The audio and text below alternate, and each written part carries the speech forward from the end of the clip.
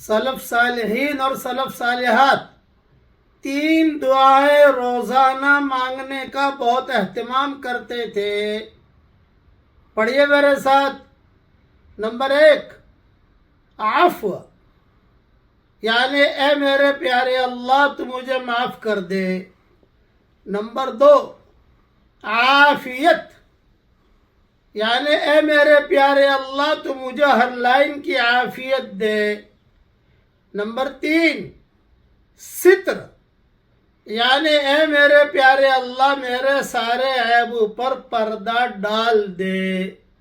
عفو، عافیت اور ستر، یہ 3 دعائیں روزانہ مانگتے تھے اور کہتے تھے کہ اگر یہ 3 دعائیں قبول ہو گئی تو آدمی سیدھا مرنے کے بعد جنت پہ پہنچ جائے گا انشاءاللہ.